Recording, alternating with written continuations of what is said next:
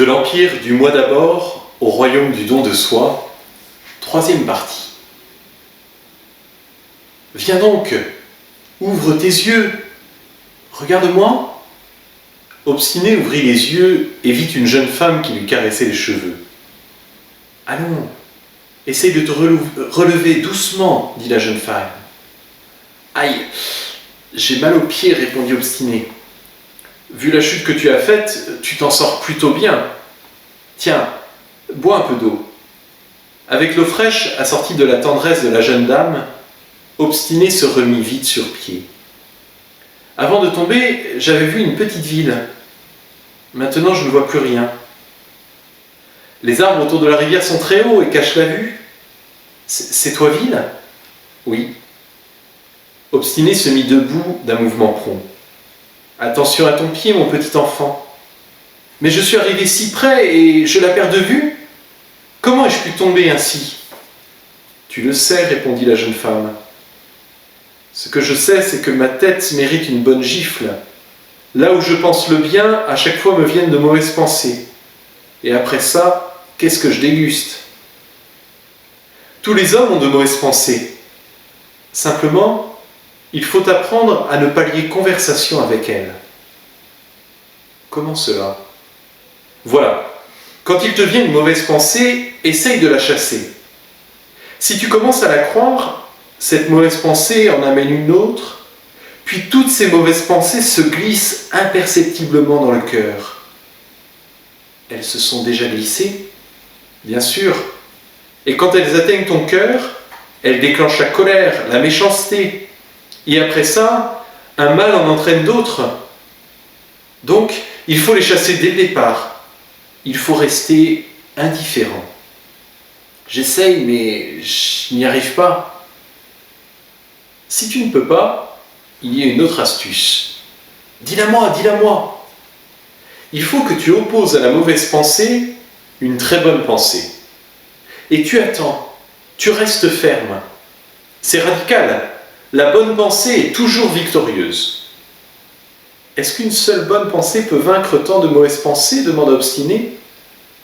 Elle peut même davantage.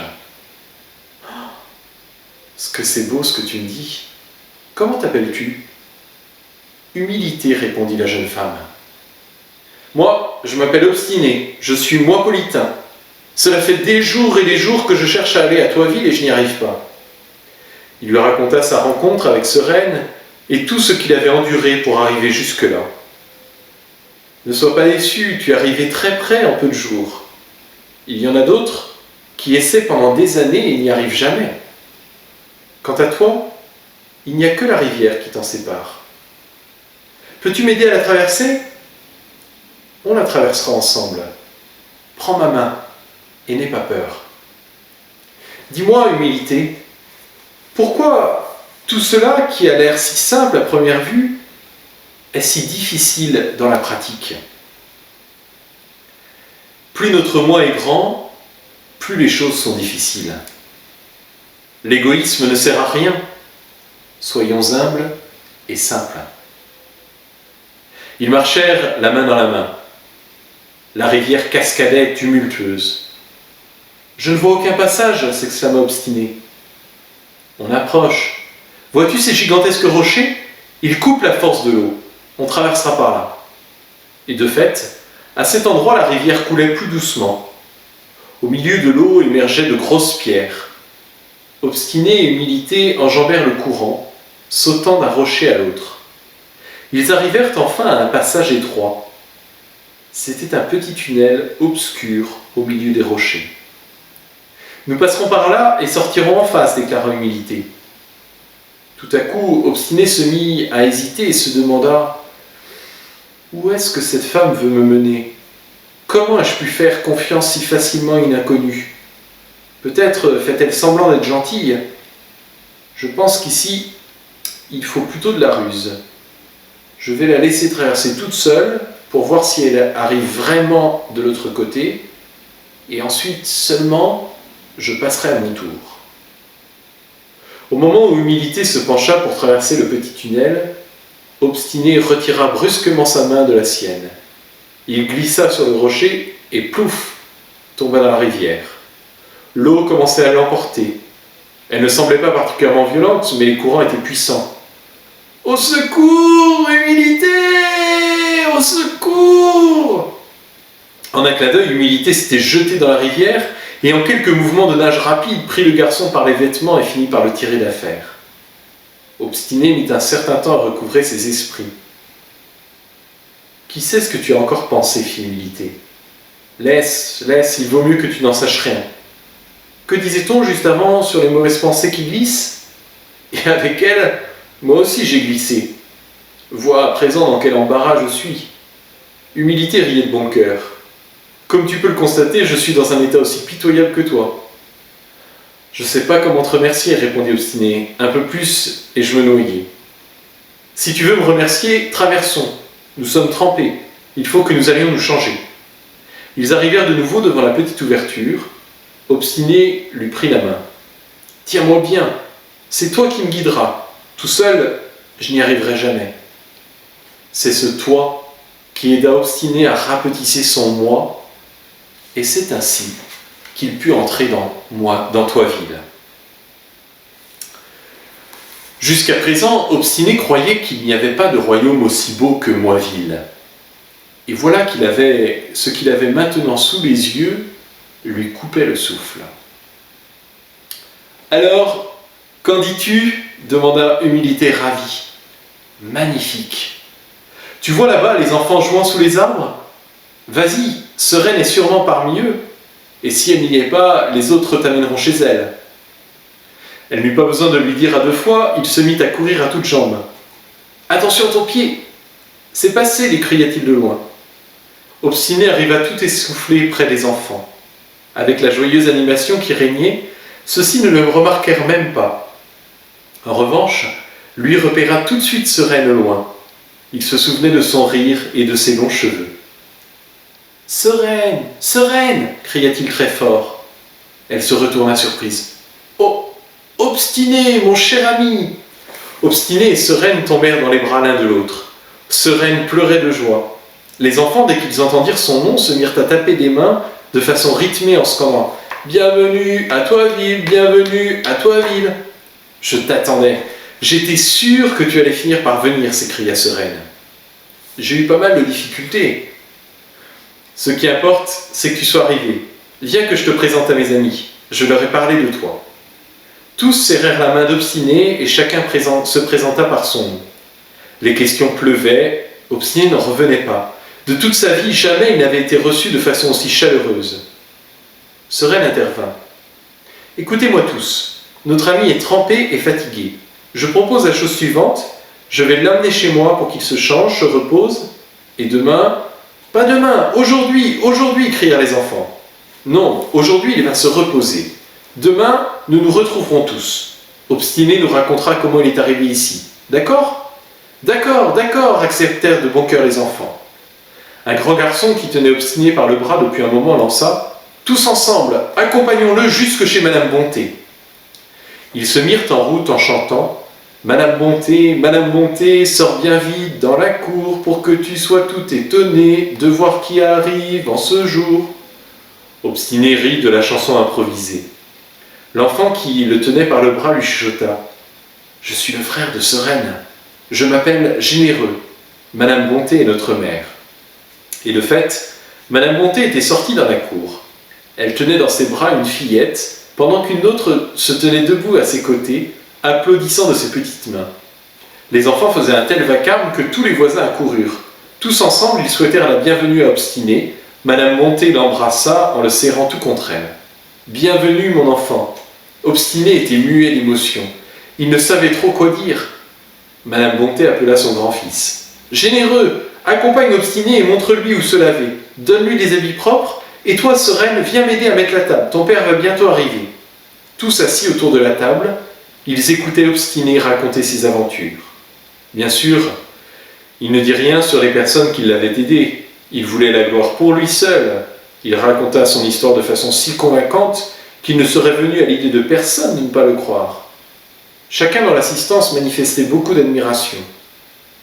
Le père de Sereine lui tapa gentiment sur l'épaule en souriant.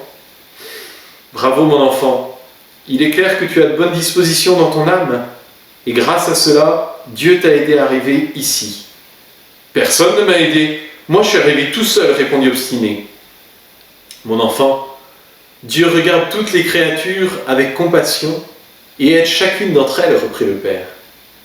Je ne sais pas en quel Dieu vous croyez, vous. Nous, à Moiville, nous avons une déesse, c'est notre reine. Elle nous conseille et nous croyons en elle. Nous savons tous que l'homme a une grande force au-dedans de lui. Cette force l'aide à vaincre toutes les difficultés. Cela dit, puisque je suis ici, je voudrais bien connaître votre Dieu à vous. Les enfants se regardèrent entre eux. Madame Bonté sourit à son mari, qui tapa de nouveau amicalement sur l'épaule d'Obstiné. Tu le connaîtras, tu le connaîtras. Moi je propose qu'on y aille dès aujourd'hui. Où est son palais demanda Obstiné. Son palais ? Son palais, c'est le ciel, évidemment. Le ciel ?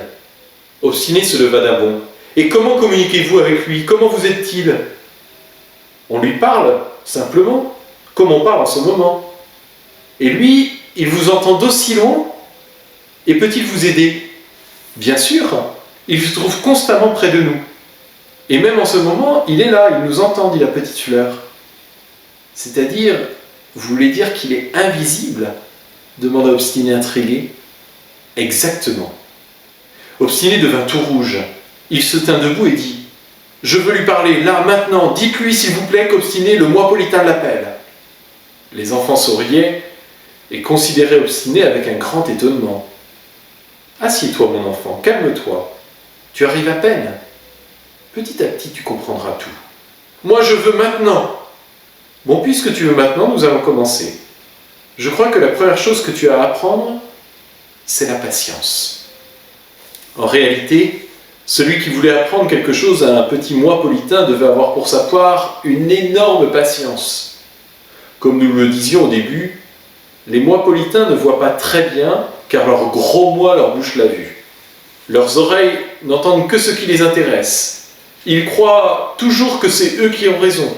C'est presque impossible de les faire changer d'avis. D'ailleurs, ils se croient dotés d'une intelligence supérieure. Comment sauraient-ils entendre les conseils d'un humble Toipolitain ? Dans leur dictionnaire, humble signifie idiot. Eh bien, allait-on écouter un imbécile ?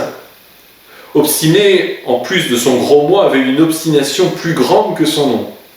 Pour sa part, le père de Sereine, M. Patient, avait lui aussi une patience plus remarquable encore que son nom. La première chose qu'il songea à faire fut de parler en privé à sa famille. « Eh bien, mes enfants, désormais vous considérez Obstiné comme un frère. Puisque Dieu l'a envoyé ici, il faut que tous ensemble nous l'aidions. Je ne dis pas que ce sera facile. Il suffit d'un seul Moipolitain pour mettre tout Toiville sans dessus-dessous. Nous, cependant, avec l'aide de Dieu et de nos concitoyens, nous avons bon espoir d'y arriver. Papa, tu veux dire que quand il fera l'intelligent, nous, on ne répondra pas ? Il va finir par nous prendre pour des imbéciles. Tu sais, Fleur, parfois le plus intelligent est celui qui ne parle pas. En tout cas, il est très orgueilleux, il dit toujours « moi, moi, moi ». On dirait que c'est son arme qui le protège. Très bien. Alors prenons-nous aussi nos armes. C'est l'heure de la bataille. Sereine, c'est toi qui as fait venir Obstiné ici. Es-tu prête ? Depuis longtemps, père. Quelle est l'arme qui vainc les Moipolitains ? J'en veux une aussi, dit Fleur. L'amour, mon enfant, dit la mère, en la prenant dans ses bras. Juste l'amour. Ce jour-là, Obstiné se préparait à jouer pour la première fois avec les enfants de Toiville. Ils se montraient anxieux. Ils étaient nombreux à s'être rassemblés. Chacun voulait jouer avec Obstiné. Des équipes se constituèrent. Sereine cria très fort pour que tous l'entendent. « Écoutez-moi, il faut que quelqu'un soit le chef pour diriger les équipes qui souhaitent l'être. Qui souhaite l'être ? Moi, moi !» cria Obstiné de toute sa voix, en levant sa main très haut pour que tous le voient. « Toi, toi !» répondirent les Toipolitains en chœur. Et le jeu commença. C'est la première fois de sa vie qu'Obstiné jouait avec autant d'enfants à la fois. Des petits et des grands, des garçons et des filles. Bien sûr, à plusieurs reprises, il ne manqua pas de s'impatienter, car les petits n'arrivaient pas à très bien jouer, et cela retardait la partie. Toutefois, il remarqua que les plus grands les aidaient, et que même les petits incidents étaient une cause de joie. À la fin du jeu, les enfants s'assirent tous sur l'herbe, et demandèrent à Obstiné de décrire sa patrie. Il resta pensif. Il se souvint des enfants de Moiville qui n'arrivaient jamais à s'entendre pour jouer tous ensemble. Il revit en esprit ses amis qui le décevaient toujours, et les grands qui parlaient toujours entre eux sans faire attention aux petits. Non, décidément de tout cela, il n'avait aucune envie de parler. Il chercha quelque chose qui puisse les impressionner, quelque chose dont il puisse être fier. Alors, il commença à leur parler de sa reine, Présomption. Il évoqua sa déesse avec une grande ferveur. Les enfants l'écoutaient sans l'interrompre. Pour finir, Obstiné leur décrivit son magnifique palais, que tous les Moipolitains visitaient 2 fois par an. « Oh là là !» s'écria Fleur. « Qu'est-ce que je la plains, cette reine qui vit au milieu de ces cristaux de glace. Rien que d'y penser, ça me fait frissonner. » « Et moi, je plains ces pauvres Moipolitains, dit un grand garçon, qui ne voient leur reine que 2 fois par an. »« Attendez !» crut bon de corriger Obstiné. « Chez nous, celui qui a un problème demande une audience. » Ce reine perçut l'embarras de son ami et intervint dans la conversation. « Ne prends pas mal ce qu'ils te disent. Nous ici, nous avons un mode de vie complètement différent. Nous aimons et respectons notre reine, ce qui ne nous empêche pas de la voir quand nous voulons, presque chaque jour, parce qu'elle est non seulement notre reine, mais aussi notre maîtresse. » « Votre maîtresse ? C'est pas possible. Une reine qui soit une déesse, je comprends. Mais qu'elle puisse être aussi une maîtresse, c'est bien la première fois que j'entends une chose pareille. Demain, on a cours, tu pourras venir avec nous et tu verras de tes propres yeux. Maintenant, qu'on y aille maintenant, tout de suite, s'écria Obstiné en se mettant debout. Généreux se leva lui aussi, il l'embrassa. Mon ami, on a si bien joué ensemble, on s'est si bien amusé. Allons, rentrons à la maison, le repas nous attend. Demain, on ira tous ensemble et tu feras connaissance avec notre reine. Avec quelques bonnes paroles et beaucoup d'affection, Généreux parvint à ramener tout le monde à la maison, dans la joie. À demain pour de nouvelles aventures.